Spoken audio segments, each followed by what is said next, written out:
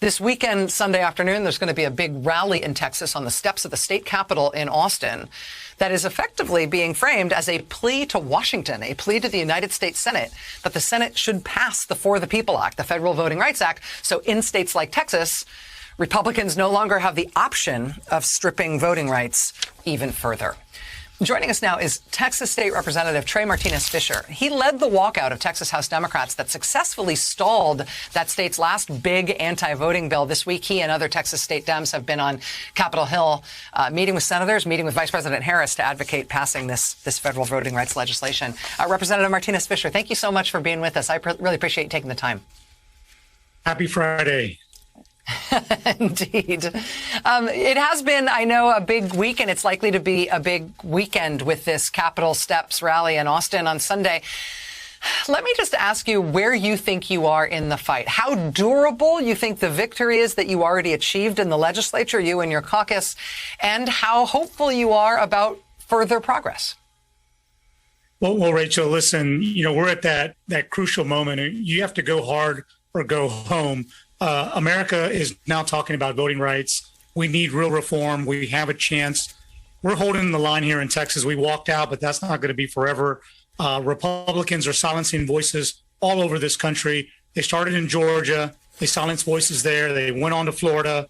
When they were done in Arizona, 40,000 Latinos, they came off the voting rolls. And if we get silenced in Texas, Republicans will march just all over this country until our democracy is destroyed. And so, listen, we're going to do it for Daisy, just like on that video clip, but we need to do it now, and now is the time. When you were in Washington, and forgive me if I'm wrong, but I understand that among the people you met with this week was Senator Joe Manchin, who is the one Democrat in the Senate who is not signed on to support the For the People Act. First of all, is that true? And if so, how did it go?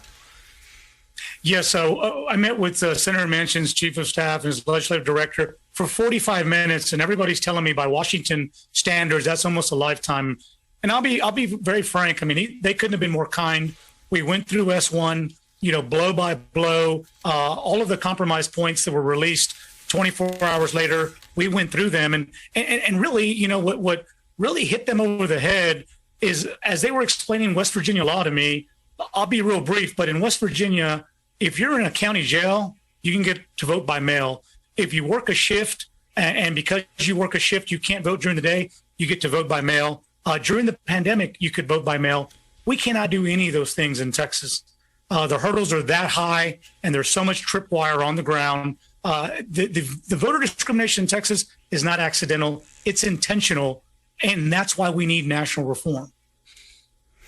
Let me ask you about another Texas-specific part of this. It seems like, looking from the outside, that in anger, Texas's Republican Governor Greg Abbott has decided to effectively defund the legislature, to defund the people who work in the legislature, support staff, as punishment for you and your colleagues having walked out to stop the anti-voting bill. Is that actually what's happening?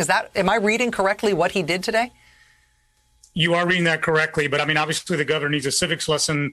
You're not going to hurt me. My salary is protected by the Texas Constitution, and it's not a lot of money, and I don't do it for the money. He's going to hurt the hardworking men and women that actually do the job. As a matter of fact, he'll hurt the ones drawing maps for legislative redistricting, which again is another big front on the attack on voting rights. I mean, he's proving our point, but this is really kind of sham governance. If you ask me, these are the kind of shams you do when you're not as cool as Governor DeSantis, I guess. And what he really needs to focus on is do the work himself.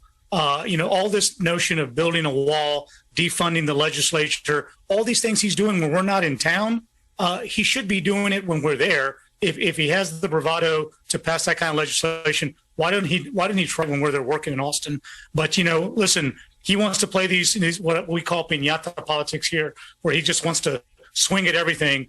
But, I think the people of Texas know better. But he is Exhibit A as to why we need national voting rights so that we can deal with, governors and bullies like Governor Abbott.